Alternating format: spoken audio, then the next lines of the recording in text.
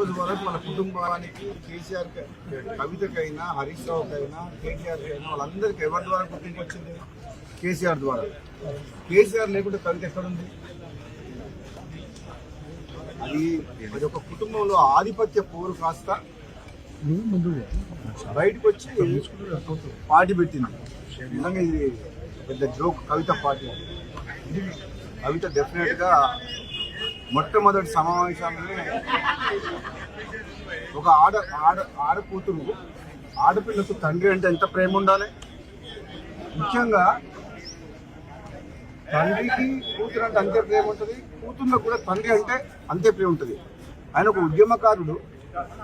కేసీఆర్ తెలంగాణ రాష్ట్ర ఏర్పాటులో కృషి చేసిన వ్యక్తి. అటువంటి వ్యక్తిని స్వయాన కూతురే ఆ విధంగా మాట్లాడడం అనేది డెఫినెట్గా ఆమె మొట్టమొదటి సమావేశంలో తప్పు చేసింది. దాంతోనే తెలంగాణ ప్రజలందరూ కూడా ఆలోచించుకుంటారు ఏమని. తండ్రిని గౌరవించుకోలేని మనిషి ప్రజలకు తల్లి ఎట్లయితుంది? అయితే మీరు తీవ్రంగా బాధతో చెప్తారని చాలా తప్పు మాట్లాడింది కవిత.